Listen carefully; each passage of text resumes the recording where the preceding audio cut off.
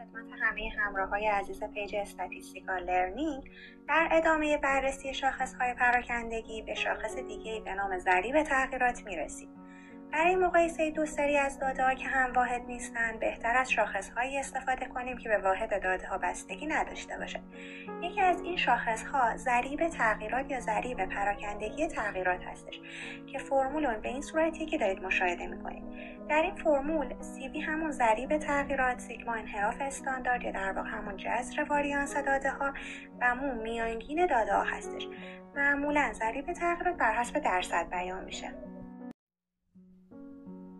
از کاربردهای ضریب تغییرات میتونیم به مقایسه دو جامعه زمانی که مقیاس‌ها یا همون واحدها یکسان نیستن یا زمانی که مقیاس‌ها یکسانه ولی تفاوت زیادی در بزرگی مشاهده‌ها وجود داره و یا زمانی که واریانس‌های جامعه‌ها یکسان هستش ولی میانگین‌هاشون متفاوت هست اشاره کرد. در ادامه برای درک بهتر ضریب تغییرات به بررسی دو مثال می‌پردازیم. مثال‌های ضریب تغییرات باید توجه کنیم که هرچه ضریب تغییرات کوچکتر یا همون میانگین بالاتر باشه شرایط مطلوب تره.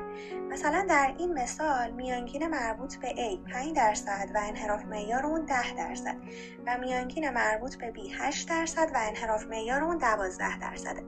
طبق فرمول ضریب تغییرات برای A برابر با 10 تقسیم بر 5 یا 2 و برای B برابر 12 تقسیم بر 8 یا همون 1.5 هستش. پس B دارای ضریب تغییرات پایین‌تر و شرایط مطلوب تریه در این مثال.